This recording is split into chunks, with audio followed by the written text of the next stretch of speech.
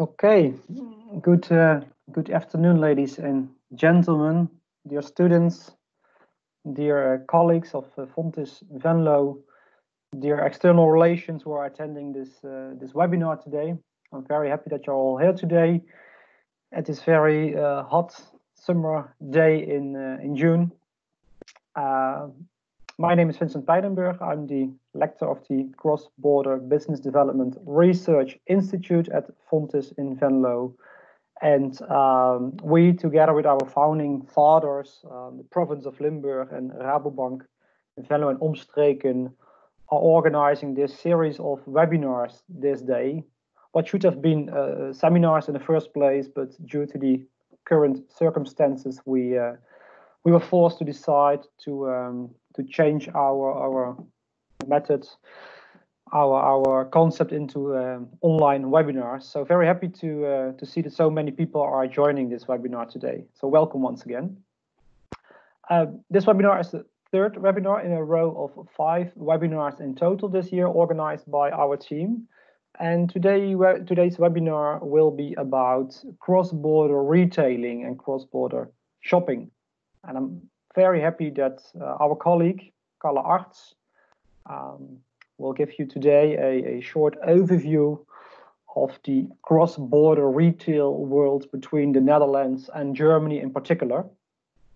And she's already doing research on this topic for a couple of years, on this very interesting phenomenon, in my opinion, especially in those days where we, I think, have all experienced in recent weeks that crossing the border, well, should be a very normal and usual thing for all of us. I think we all have experienced how cross-border shopping is, but at the same time experienced that the borders were more or less closed in recent weeks due to the corona crisis. So a very current topic, an interesting one, in my opinion, also a very interesting one, since this topic is not so much about harmonization in Europe and unification, but it's especially about differences on both sides of the border in terms of culture, in terms of pricing, in terms of products, and that makes it a very interesting phenomena to further on to focus on today. So yeah, well, Carla will start the presentation in a couple of minutes, and I'm very happy to announce that also 2 other people are joining the presentation today. First of all, our external guest, Nikki Benders. A very warm welcome also in your direction, and many thanks that you were able to join the meeting today. You're representing the organization Bay Benders. I think the first word Bay is a very it's a word written in dialect, in the Limburg or in the Venlo's dialect, the region where Venlo is located. And you will tell a little bit more later on about the cross-border focus you have as a Dutch organization, as a Dutch shop. So I'm very curious to that part as well. And finally, our graduation student she's doing her graduation assignment in the name of Fontys within our Cross-Border Research Institute. Her name is Maria de Vreese, supervised by Carla, by doing her graduation assignment. She will also tell a little bit more about her research, especially also on this cross-border retailing and shopping phenomenon. It's going to be a very interactive session. So I'm very much looking forward to the webinar today. And feel free to ask questions. So I think you all know in the meantime where you can find the chat function. So feel free to ask questions. I will interrupt if that's possible and ask the question, otherwise with the chance to have a discussion afterwards, and we will go through the different questions which are asked during the presentation. And one more thing before I hand over the word to Carla, is regarding the instructions. I think you all turned off the micro and the camera. If you didn't do so far, okay, please do it now, otherwise it interrupts and it's disturbing the presentation. So please turn off the camera and the microphone. Of course, after the presentation, there's all the room to have a discussion, and you can turn on your microphone and camera as well. And finally, I have to tell you that we are recording this webinar, just to let you know. That's it from my side. I wish you a lot of fun, and hopefully you will enjoy this meeting today. And for now, I would like to hand over the word to Carla Arts. Carla? Yeah, thank you, Vincent. Yeah, let me introduce myself very shortly.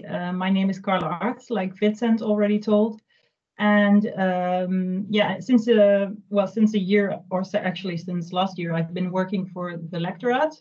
And I've been doing research on this topic, cross-border retailing.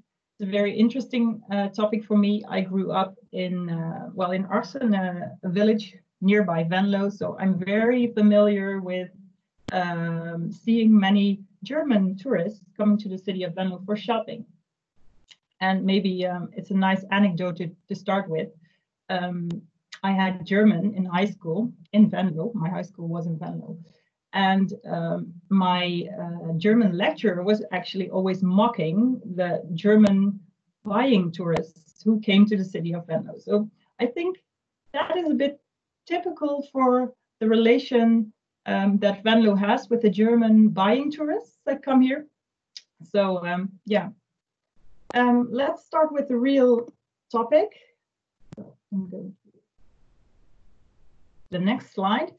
So cross-border retailing, German coffee and Dutch diapers. That's the name of my research, and I did that on purpose. Maybe it's a bit confusing because what you actually see is that coffee is actually a very popular product that's bought by many Germans who come to the Netherlands for shopping, and diapers are actually a very popular product for Dutch people going to Germany for shopping. So it's, of course, this topic is going two ways. It's Germans going to the Netherlands and Dutch people going to Germany. For this research, I started off with comparing a lot of research that was already there. For example, research done or given to us by the province. But also many graduates of Fontys have done some research on this topic. And I did interviews with retailers myself, with several cross-border retailers. And the results of my research will be presented today. So I hope you will be interested. Something happened. Someone is, I'm sorry, I'm interrupting. Someone is sharing his or her screen, but could you please turn it off and let Carla continue her presentation? George Berendt, Georg.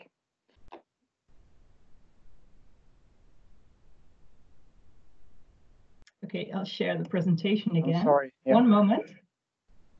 Yeah.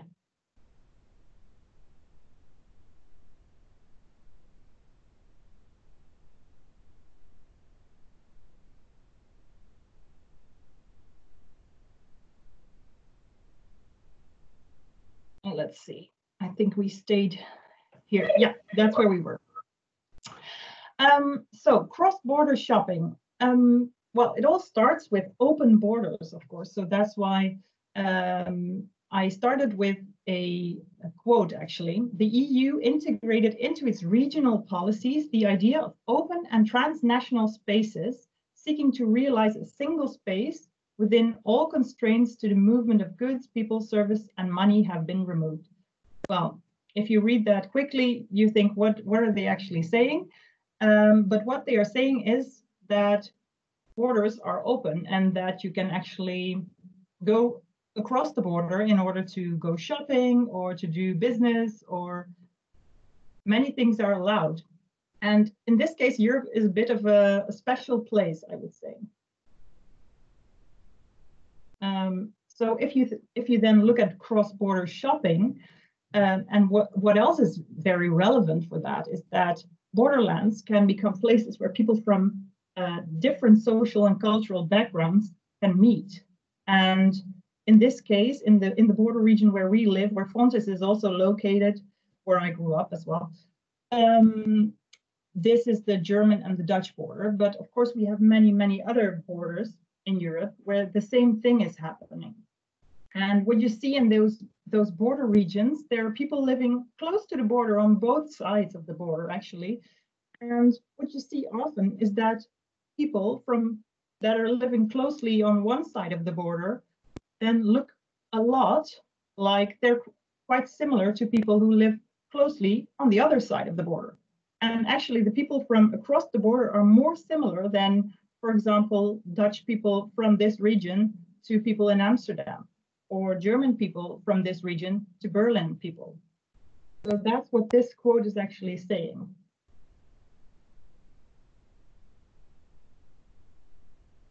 And like I said, cross-border shopping is not something that's typical for this region. It happens in many, many different regions. This is a picture of a Swedish border shop, and the title says that the Norwegians are also the Norwegian farmers are also hit by border shopping. So Norwegian farmers are not benefiting from Norwegian people crossing the border to Sweden in order to buy their groceries. So this is quite something that is familiar, well, for many borders in Europe. Day trips.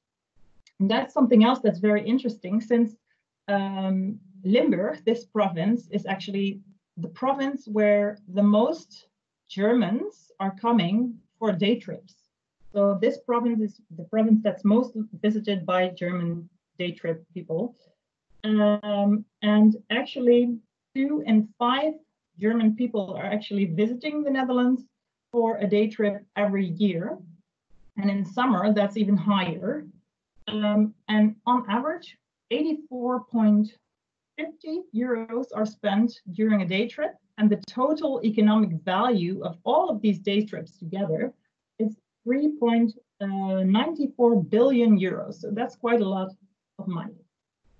Then you see that most money during those day trips is spent on shopping. And then shopping is used in the wider sense. So not only doing groceries, but also clothes shopping or whatever you like to buy. Then the next point on which those 84.50 euros are spent is consumption. So going to a restaurant and eating or drinking something, and also entrance tickets, for example, for museums. 78% of these Germans who visit the Netherlands for a day trip are actually coming by car.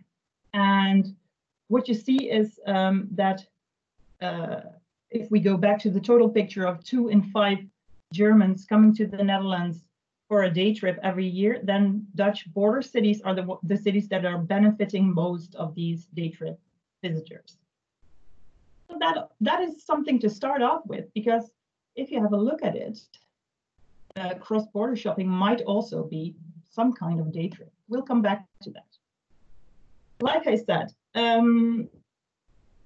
in Venlo, there is quite some prejudice about cross-border shoppers. And this is actually a picture that was taken some years ago by a photographer who was doing a photo project in the city of Venlo on cross-border shoppers.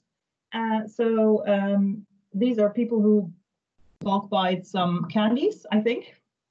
And yeah, so it's a real picture. And what you see is that prejudice that's most common about cross-border shoppers is that they bulk buy, they eat unhealthy since they eat French fries in the early morning.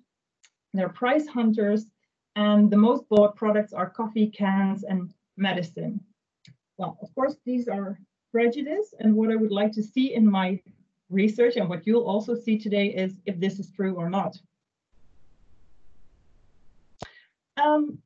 Vincent already mentioned it, and we live in quite special times at the moment. And I found in the last months, while my research was actually lying still in a way because I couldn't do any more interviews, I was reading many news articles about the cross-border shopping in Corona times. And on the left, you see a news article about that the border was being watched and that there were 22 fines given because of 2 full cars. So there were too many people in a car, so 1.5 meter wasn't guaranteed. On the right, you see a news item about where they call not to go into the border country. Well, here you see some more news items where you see that the Venlo entrepreneurs are quite, well, they have given up in a way. The buying tourists were staying at home. The picture says it all. Not many people on the streets. And on the right, you see the busiest German day. The German day is a German banking holiday where mostly Germans come and visit the border shops quite a lot. And this year it was very quiet on the streets. That picture was taken on that day, and it seems like an ordinary Monday afternoon. Very quiet day in normal times. On the right here you see dramatic low turnover is going to zero now, so also very negative still. And then on the left you see a news item about Zweibrüder, one of the biggest border shops in the Venlo city center. Online we're not doing that, so that is a bit different. That's not typically a corona news item, but it gives you a sign for what's coming next, and that's this. They opened a new shop in Enschede during the corona crisis. So that is something special that's happening, and that's atypical for maybe for what was happening in the corona crisis. So I was thinking, okay, that's interesting. Then I think this was some weeks ago. It was too crowded in the cities of Venlo and Roermond. Roermond is a bit to the south, where also many cross-border shoppers are coming. And the next news item was about that the cross-border cities, or the border cities, were actually warning Germans not to come on the German day. So then the tide turned in a way. Of course, it's not the same situation that it was before Corona time, but because we have to keep distance, but there is hope in a way that things are recovering. And this is interesting because normal grocery shops, so supermarkets, they actually benefited from the corona. They had so much more customers, but the cross-border shops, they were, well, they didn't benefit at all from the border situation. So this is something I wanted to mention and something I wanted to start with. So what was the research goal of my research? Well, there is a lot of intuitive knowledge about cross-border shopping, and I think that many retailers who are in this business actually base what they do on their experience and what they see every day happening in their shop. And I was interested, okay, can we make this a bit more scientific, this knowledge? Can we test if what retailers see, if that is really true? So what I wanted to find out is how cross-border retailers can optimize their marketing and sales strategy if they have more scientific knowledge. So if you have a look at this picture, it's the euregion in which we are at the moment, where Fontys is located. And you see that on the left side of the border, there's the Netherlands, and it is the northern part of the province of Limburg and the middle part of the province of Limburg. On the right hand, you see the German parts, and they're more or less on the same height if you look at it from north to south. So let's start with some data. These data were well, they're coming from the Koopstromenonderzoek. It's a cross-border research. It's called Borderless Shopping. It's from 2009, and it was well, it was done by the province, or actually by a research agency that has done it for the province. And what you see is the percentage of shoppers who cross the border for groceries, and it's actually quite high. On the left, you see the Netherlands. And in 2009, there was 62% of Limburg people who were crossing the border for groceries. And in 2007, it was 57. So it actually rose a bit in those 2 years. The Germans were, well, they were going down actually. They were 78% in 2009. So 78% of the Germans crossed the border for grocery shopping in 2009 and 84 in 2010.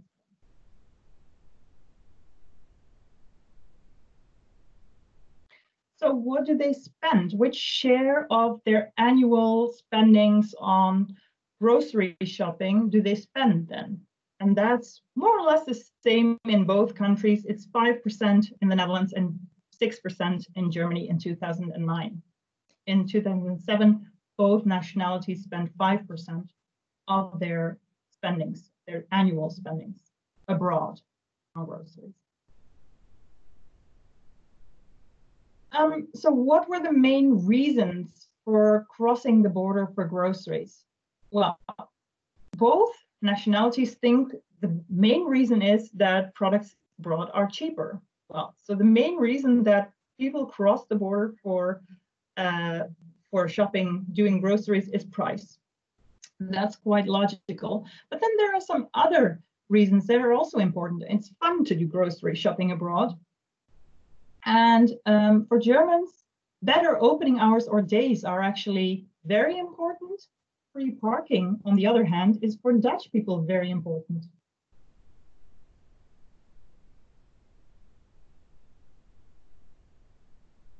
The most popular products, and this is something that, that I started with, coffee and medicine are actually the most popular products that are bought. One of the reasons why that is that there is a coffee tax in Germany, which is $2.19 per kilo. And if I'm correct, parking in Venlo in the city center is $2.50 per hour. So if you want to benefit from price for buying coffee in the Netherlands and not in Germany, you have to buy at least 2 kilos of coffee. Otherwise, it's no use coming to Venlo and paying the parking bill. Another product that's very typical for cross-border shopping is medicine. And the reason for that is that it's freely available in the Netherlands in shops, whereas you have to have a recipe from a doctor in Germany. There are many, many more typical cross-border shop products. For example, for Dutch people, it's diapers, like I mentioned in the beginning. It's also shampoo, for example. We'll see that in the next slide. And what you see here is that, there it is. The Netherlands, or the Dutch people who are going to Germany for their grocery shopping, are doing mostly dry groceries. So the typical groceries that you buy in a supermarket, think of rice or things that you can keep for a long time. Then there's something else. Coffee and tea is actually the most popular product bought by Germans in the Netherlands. And that's because of that coffee tax, of course. You see 32%, so almost 1/3 of German purchases are coffee or tea abroad. And 0% if you compare it with the Dutch people going to, well, abroad. Then there was some prejudice about German people buying many cans, and cans are mostly filled with soda or maybe with alcohol or water. On cans, you have to pay a certain fee in Germany, and you don't have to pay that fee in the Netherlands. So that's the reason why buying cans in the Netherlands is cheaper than in Germany. But then, if you look at the result, it's only 3% of purchases abroad done by Germans in the Netherlands. That's alcohol, soda, and water. So that's interesting. That's something that's not really, I can't really say what the reason for that is. In 2014, there was a a test done where they calculated what the effect would be if a tax would be added on certain products. And what you see here in this table is that this tax would have a big influence on cross-border shoppers. There's a small effect. Well, this is something that was done because of they wanted to predict what the effect of the tax would be, and they calculated on three options that would be possible that the future would bring: a small effect, a limited effect, or a large effect. Well, the small effect would have 1%, the limited effect would have 3%, and the large effect would have 6%. And it would have, in their prediction, have big influence on the Germans coming to the Netherlands, but also the other way around. Well, in 2018, there was a VAT added groceries, actually. It went from 6% to 9%. And actually what came out of my interviews, and there was even an item on the national TV about this, so that actually also says something, that this effect wasn't seen at all. So even though the VAT was added, people kept on coming to the Netherlands. This VAT was added in the Netherlands.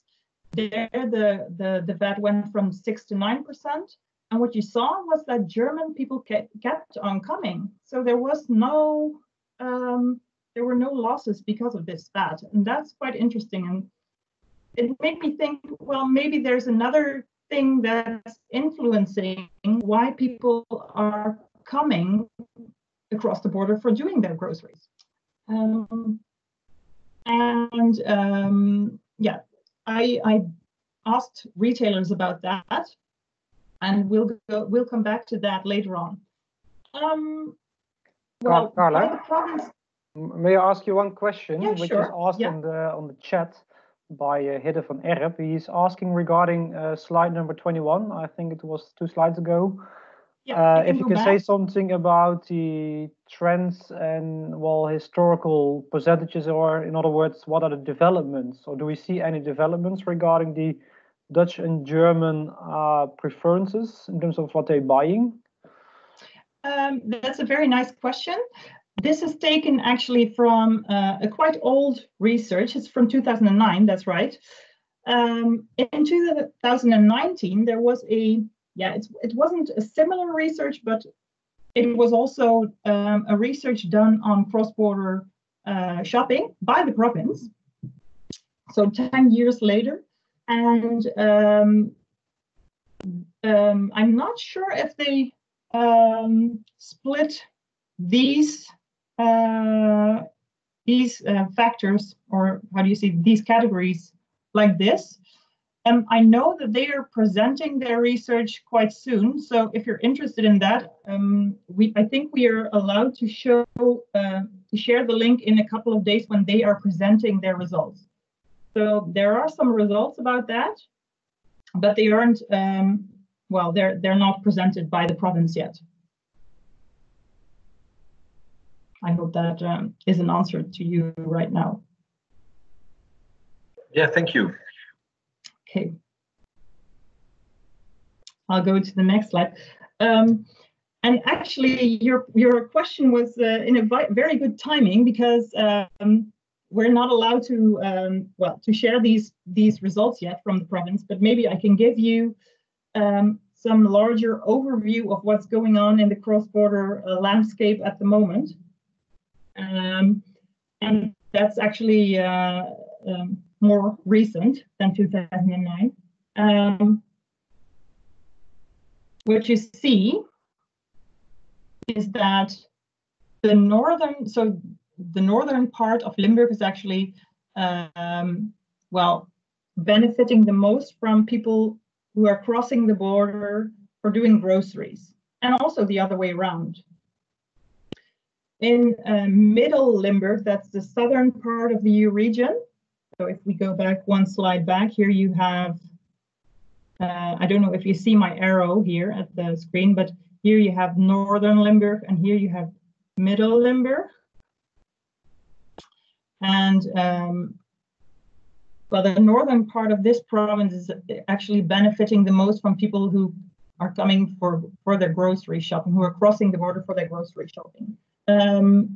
In the middle part of the province, people are also crossing the border for shopping, but it's more fun shopping. So it's not necessarily doing their groceries, but more, I don't know, clothes or other things. What you also see is that in the northern part, Dutch people are also crossing the border more for doing groceries than in the middle part. So this northern part of the province is actually the booming place for cross-border, I would say. Of course, you have to well, define that a bit more, but very widely said that's the case. What you also see is that accessibility still is a very, very important reason for German people to come to shop in the Netherlands. So parking is important, but also accessibility to many products. So the fact that there's a large assortment available, that's also a reason for German people to come to the Netherlands. Also, wide opening hours and what other opening days. Those are the main reasons for Germans to come to the Netherlands. And what you also see is that I think that's the same as in 2009, that cross-border shopping is not your main source of doing groceries. It's mostly the secondary or tertiary source of doing grocery shopping.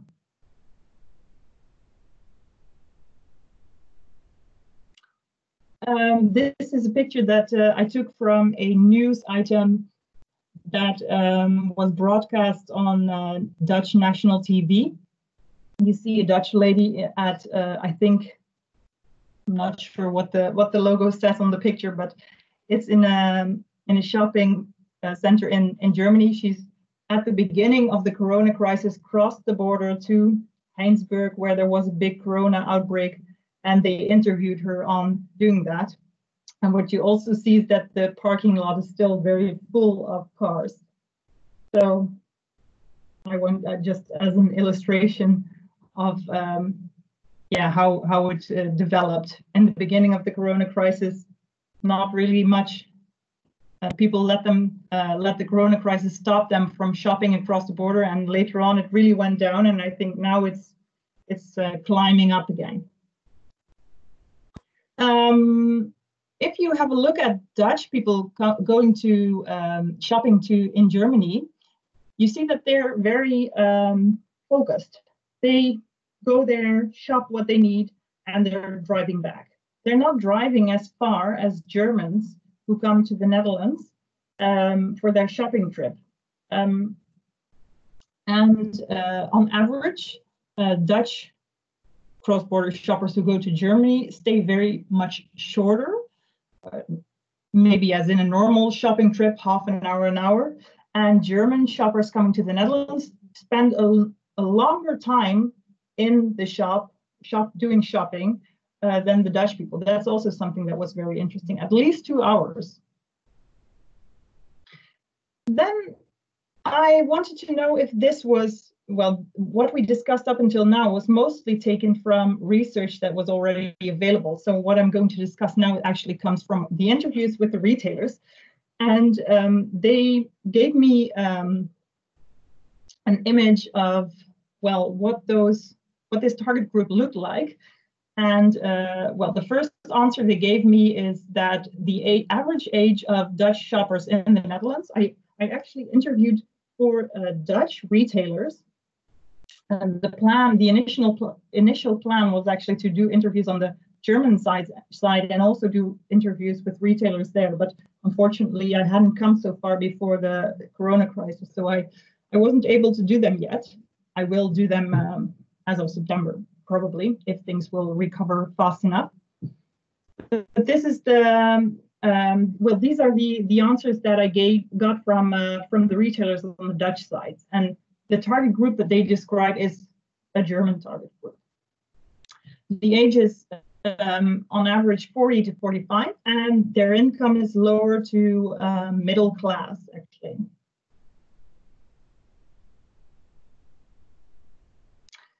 What they told me is that they are actually bulk buyers. So that was one of the prejudices that I started with, and they're actually buying for more families than just their own. They're driving here and coming with shopping lists from family, friends, maybe a neighbor, and then they're buying what all of those families need and putting it in the car, stuffing it full, and going back again.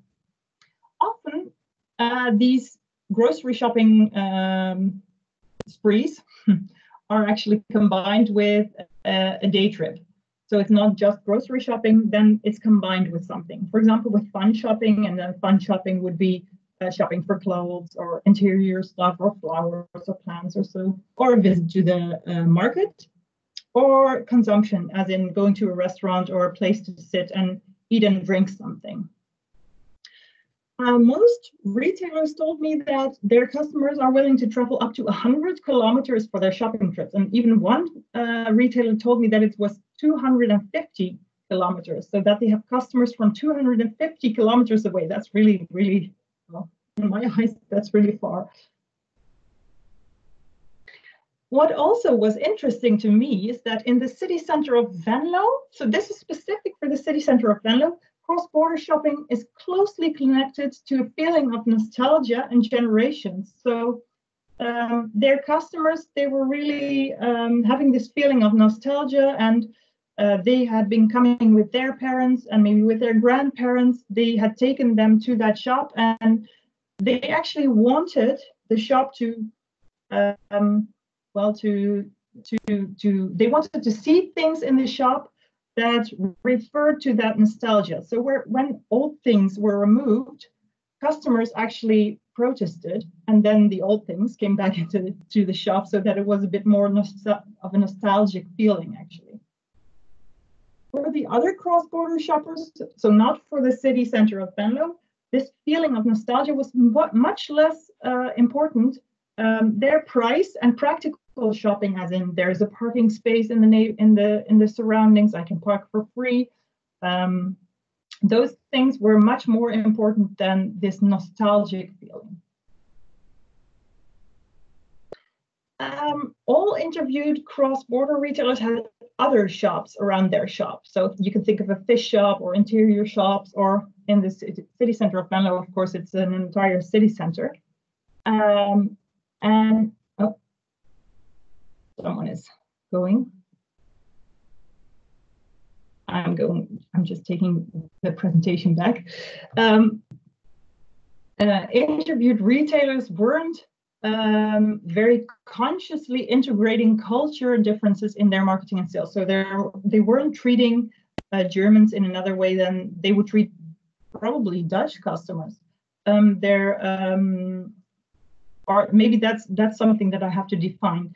Maybe they were treating the German customers in another way than Dutch customers, but the main values that were behind it were actually the same. So friendliness and respect, and the way they were outed might be different than to Dutch or other customers. It might also be so that, and that's something that needs more research, so I'm not sure, but this is just something that I was interpreting, that the social cultural proximity, so the fact that we're quite similar to people from the other side of the border, and if you compare German people on this side of the border to Berlin people, that they might be very different, and Dutch people to Amsterdam people, that they also might be very different, but the Dutch and German people on the border side, that they are quite similar. So that might be something that has something to do there. What they do, the cross-border retailers, actually all employees for all retailers get an elaborate settling process. So when they enter the company, they get a very or a long introduction phase. It's not a long introduction phase, but they take their time to introduce the company and to tell them everything they need to know for doing their job in a good way. What you also saw was that the family feeling for the entrepreneurs was very important. I also did an interview with the Albert Heijn XL, which also focuses on German customers. He's not owning the shop, so this is very interesting that it was really different for their marketing and sales. But this family feeling was more of an entrepreneurial thing, and that might be logical, since they might come from families who started the company.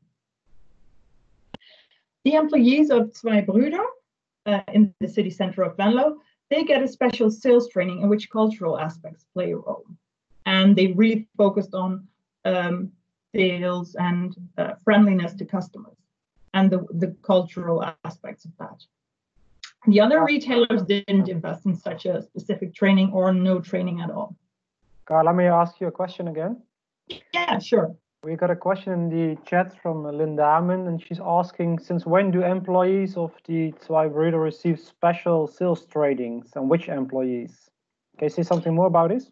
Yeah, I had an interview with Danielle Engels, which is the marketing employee of Zwei Brüder, marketing manager, I have to say, sorry. And she told me, and I'm not sure, I think in the beginning of this year, so in January or so, it might be the end of last year, I can't remember the exact date, that I spoke to her. And at that moment, they actually were doing all those trainings. And I think it's all the employees, not only the sales employees, but since I was focusing on the sales employees, I defined it like that here. And did I answer the question like that? Or was there more? Yes, I think so. I think that's okay for now. Maybe Lynn can confirm this via the chat with thumbs up. But please continue, it's fine. Okay. Well, the next thing that I was planning in this presentation is actually a poll. And for that, I hope you have your mobile phones available. You can scan this QR code. If it doesn't work, for me, it worked when I put on the flashlight, or the flash. So I hope, and then you come for a page, a Google Forms page, which has 2 questions. And there are 2 questions. Now I have to organize some things here, because the first question is, which product is typically bought by cross-border shoppers in the Netherlands? And let me look. This is product 1. I don't know if you see it very well. I think I have to keep it very close to my face for it to be sharp. Carla, it's difficult to see, maybe because you blurred your background. I will unblur it then. Maybe that helps, if you don't mind. Yeah, no.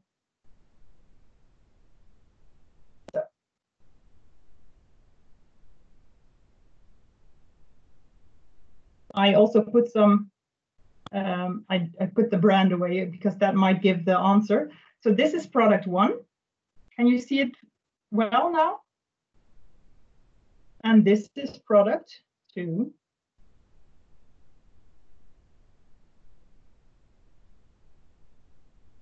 So which product is typically bought by German cross-border shoppers in the Netherlands?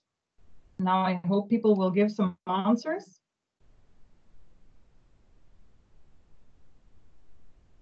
Yeah, I see some answers coming in.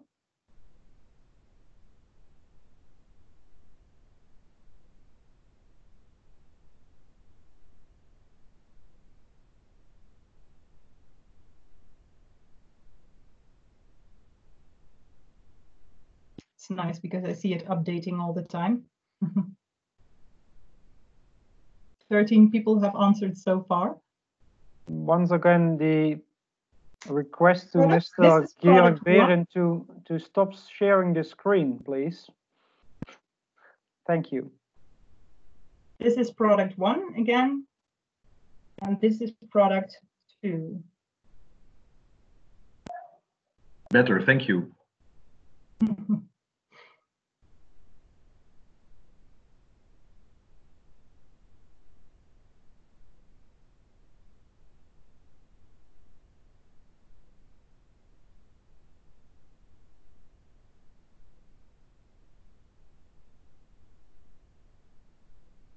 Still people are answering, so I'll just wait.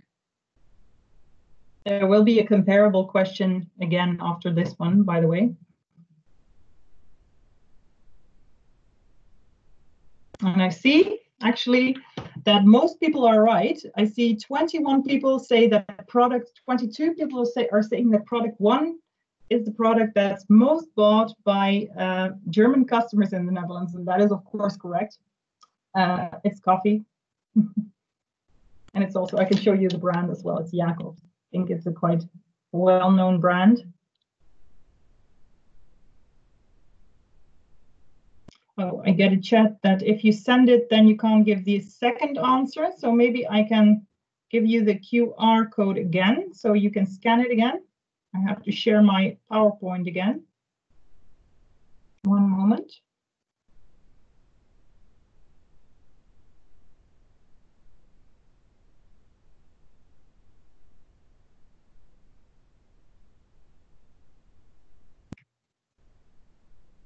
Yeah, now I have to click quite some times to get to the right page. I'm sorry for that.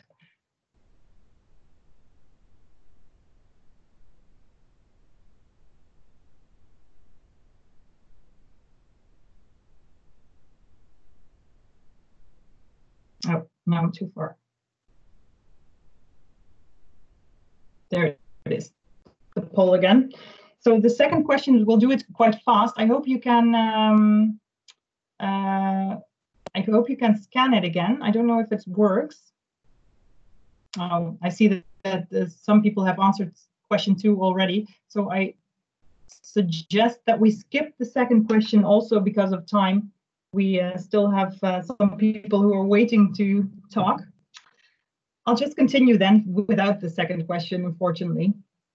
One of the last topics that I would like to talk to you about is the bandwidth of familiarity. And that is something that comes back in cross-border theory. It's the degree of familiarity and unfamiliarity people are prepared to accept before becoming mobile and engaging in cross-border shopping practices.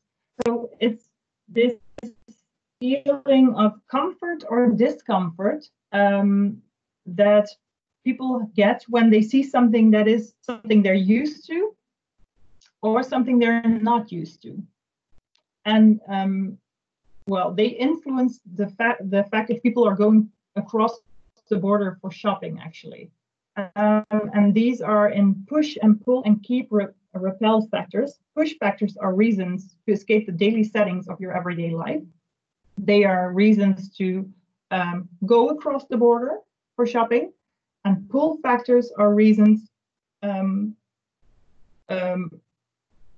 well, push factors are reasons that are negative on this side of the border, and that you think, oh, I'm not finding what I need on this side of the border, so I'm crossing the border to find the stuff I need or find cheaper products, things like that.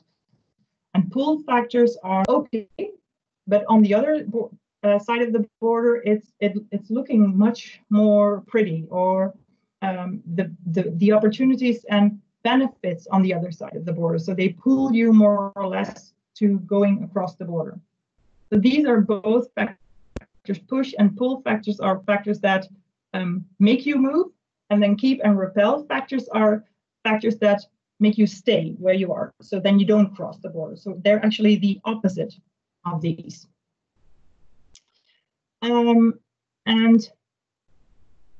Maria, my graduate, will come back to that. That's why I'm ending this presentation with this topic, and with walking routes in Venlo. That was also something that was interesting. If research has been done, I think it has been done by the community of Venlo, and they actually did research on typical shopping routes of German customers in Venlo. And what you see is that I think there were 6 typical shopping routes. I'm showing you 2 here, and they're quite typical for middle-sized shopping centers like Venlo. And one typical is going one way and going the same way back. So then you pass a street and then you go back the exact same way.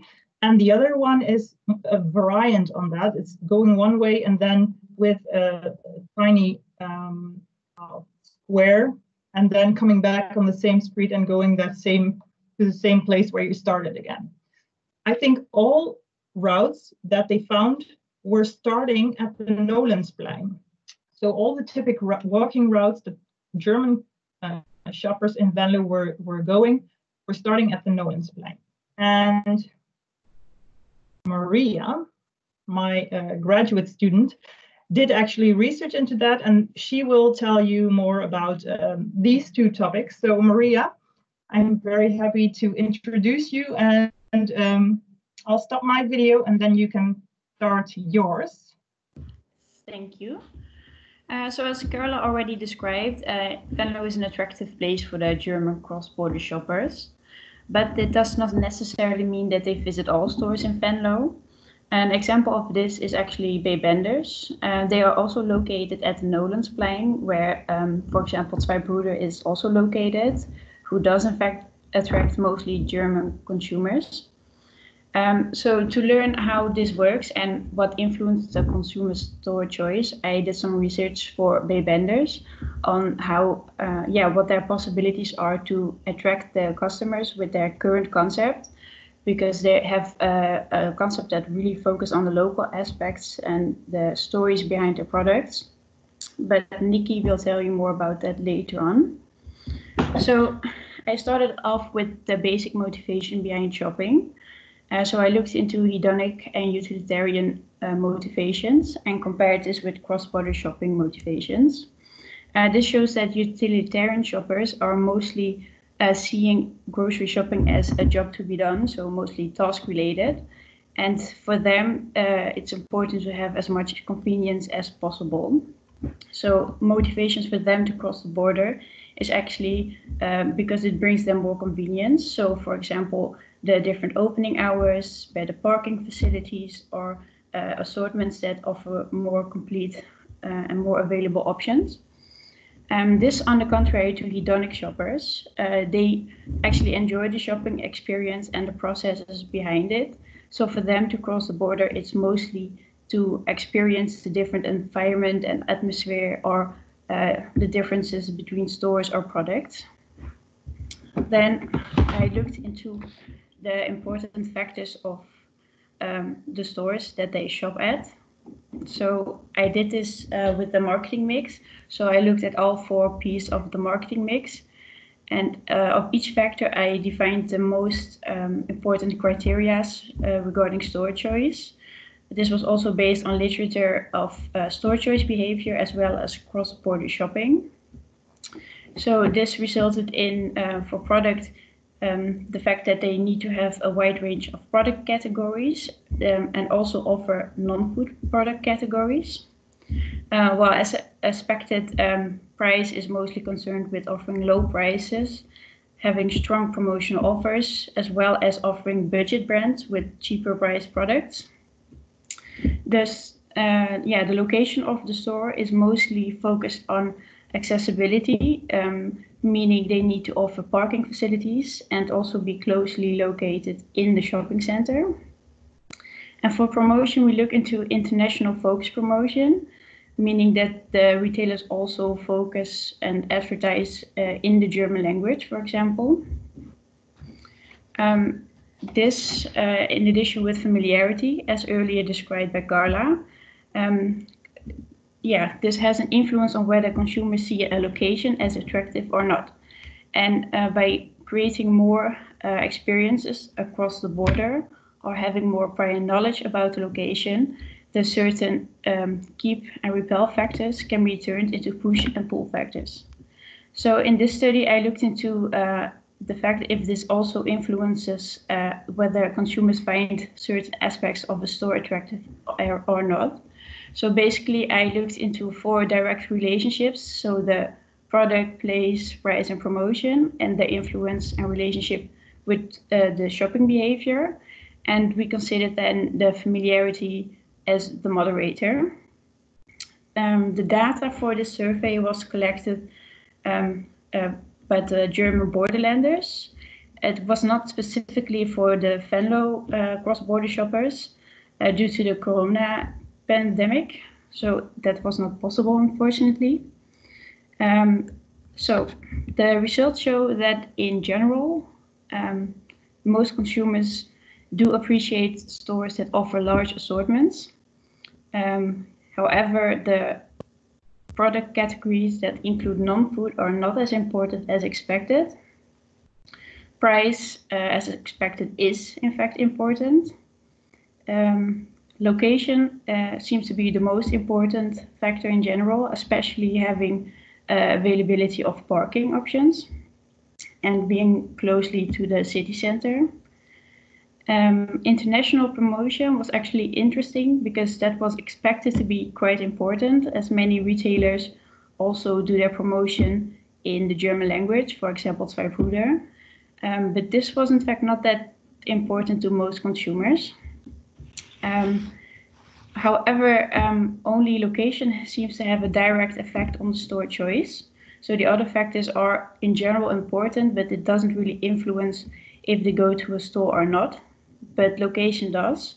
So this basically means that consumers search for stores that are around parking facilities or, for example, the walking routes that Carla showed. So they basically go into certain aspects of the city, certain areas, but for stores that are not in the main city center, they mostly skip it.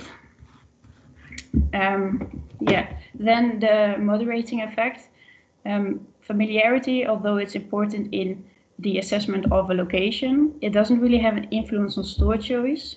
So this might indicate that consumers search for an attractive location, but once they are at the city, they mostly focus on the stores that they come across during their walking routes. So other interesting facts. Although the study focuses mainly on cross-border grocery shopping, Benders offers also a restaurant as well as a food corner. So therefore, we also looked into the consumer appreciation about these facilities. Over 60% says they really appreciate it when the retailers offer these facilities. And in fact, about 30% often and 25% of the consumers sometimes combine their shopping trip with a visit to a restaurant. It's also something Carla already found in her results. And in addition, although low prices seem to be really important, there's also a certain group that does in fact buy a lot of specialty products. About 30% often buys specialty products during their shopping trips across the border. And even more interesting is that this also shows a relation between consumers who visit the restaurants and who buy specialty products. So this seems that there is related to the hedonic motive. So they really enjoy the shopping trip and make an entire day trip of it, like the fun shoppers that Carla already described.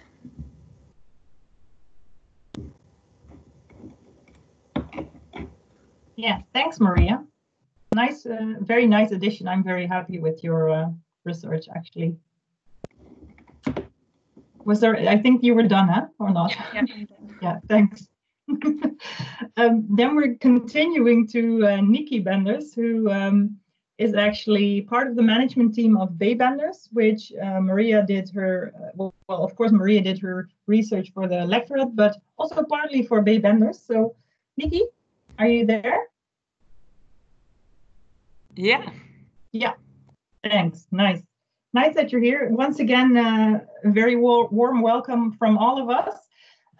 Nikki has indicated that she would like to answer or give her answers in Dutch. So I will ask my question in English and then I will translate it after Nikki has answered.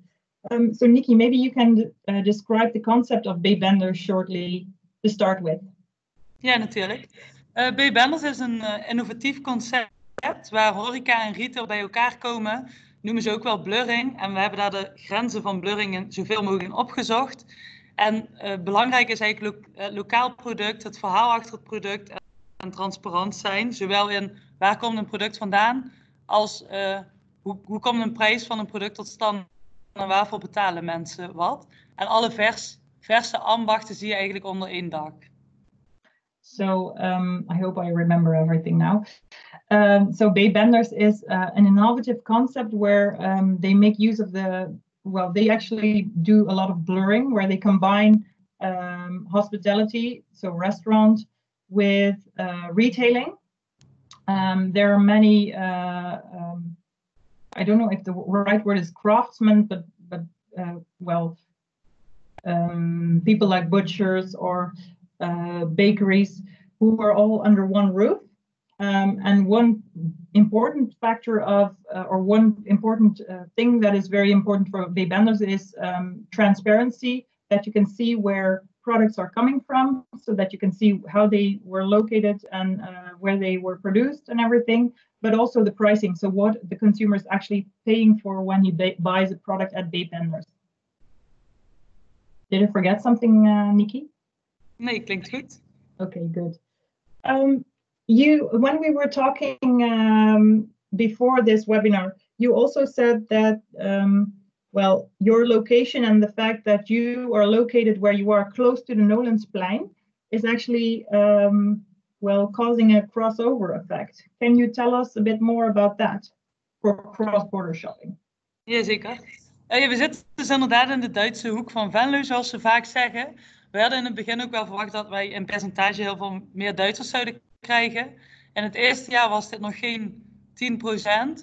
Inmiddels, voor de coronatijd zaten we op zo'n 15%. Dat is natuurlijk nu weer teruggezakt, maar dat begint nu weer toe te nemen. Dus wij hadden niet heel veel Duitsers. Wat we wel terugkrijgen van heel veel ondernemers aan het Nolensplein, dat zij meer Nederlandse klanten en gasten hebben dan dat ze voorheen hadden. So the crossover effect that I was asking for was Bay Benders is located at the Nolensplein, which is the starting point of the shopping trip for many Germans, like I presented earlier. Bay Benders was expecting before they opened some years ago that they would have more German customers, since they're located at this hotspot for German customers. They had 10 to 15% of German customers before the Corona crisis. It went down right now during the crisis, but it's coming up again. And the crossover effect, finally, to come back to the point, is that the retailers and entrepreneurs are on the other side or around the Nolensplein, the square where the shop is located, that they are actually having more Dutch visitors than they had before. Nikki, do you see many similarities from what we presented today, from our research? Do you see that happening in your shop as well? Ja, voor ons eigenlijk heel veel punten uit de presentatie zijn heel herkenbaar. Onze grootste uitdaging is eigenlijk ook altijd van hoe zou je reclame kunnen maken in Duitsland en hoe moet je dat doen en hoe bereik je de juiste mensen? Daar doen we nu eigenlijk weinig tot niks mee. En verder zijn veel dingen wel, eigenlijk is vrijwel alles heel herkenbaar. Dat ze voor fun shoppen komen, dat ze verre afstanden rijden, dat ze voor specifieke producten komen. Heel veel is eigenlijk wel heel herkenbaar. Yeah. So what Nikki sees is that a lot of what we presented today is very recognizable for her. She sees that this is what's happening. That many people are coming for fun shopping. They're driving quite some distance for shopping in Venlo, and that they're coming for specific products. The challenge for Nikki and her colleagues is how to promote or to do promotions for the German customers, or to do advertising for them. I hope that Maria's research has brought you some answers for that, or gives you a direction for that, actually. Do you also see some differences, Nikki, with some things that you really don't recognize? Ja, eigenlijk het grootste verschil, en het heeft dan ook weer met corona te maken, is dat iedereen in deze kant van de stad dus inderdaad een groot omzetverlies hadden. Dat hadden wij, ja wij wel doordat de horeca dicht was, maar de versmarkt had eigenlijk juist geen omzetverlies. We misten wel de Duitse omzet, maar daarvoor kregen wij andere Nederlandse omzet terug. Dus dat is eigenlijk het enige echte verschil ten opzichte van wat jullie uit het onderzoek presenteerden. Yeah.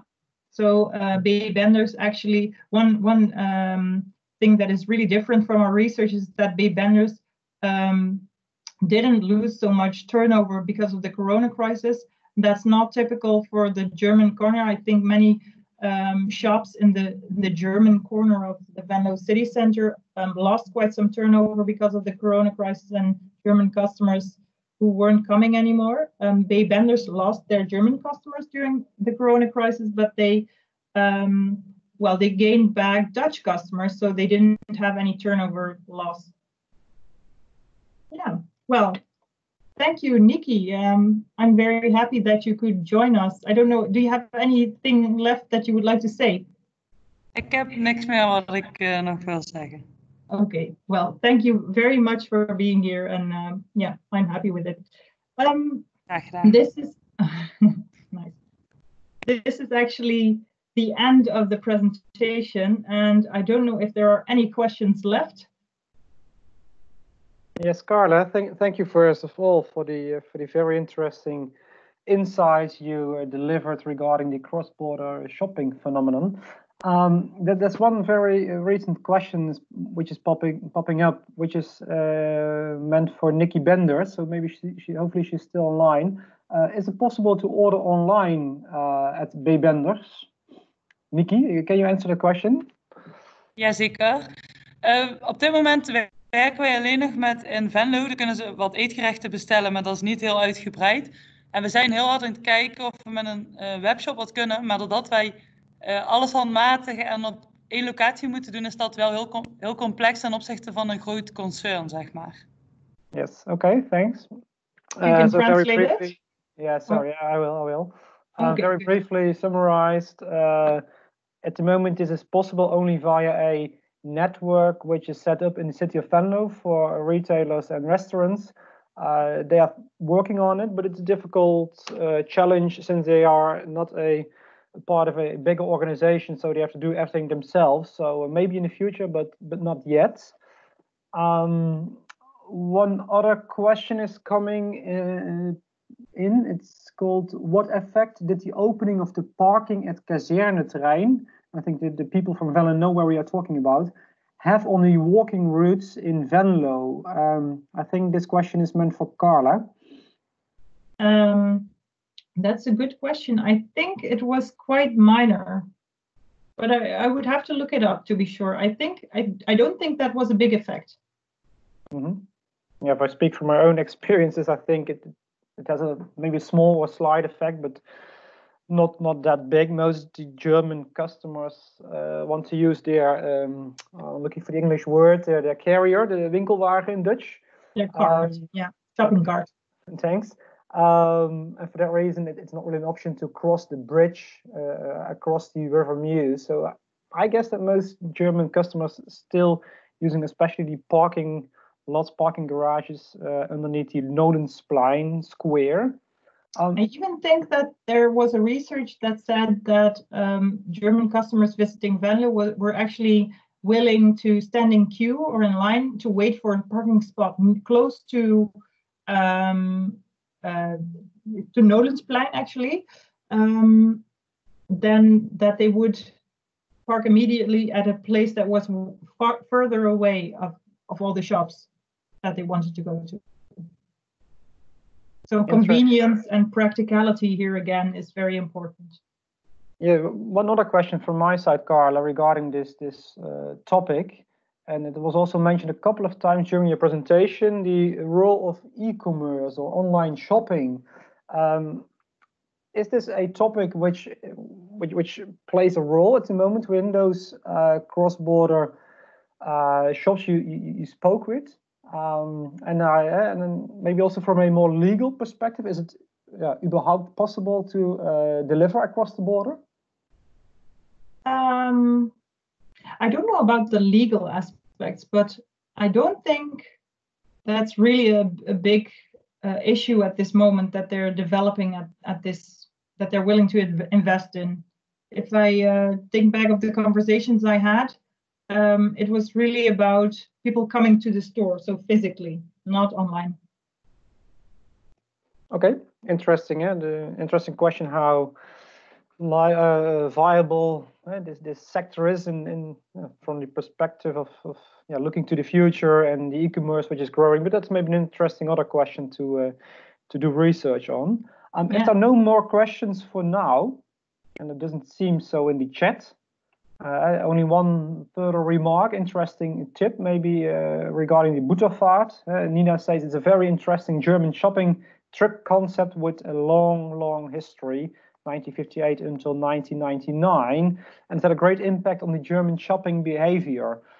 I think most of us from this city know what the Butterfahrt means if we're talking about this concept, but maybe interesting also for Carla to further take into account. Yeah, I think that feeling of nostalgia and the generational aspects that people were, from a historical perspective, that their family would come to shop in the Netherlands. I think that is closely connected to Butterfahrt, actually. Great. Okay. Well, thanks once again to you, Carla, to you, Maria, and also to our external guest, Nikki Benders.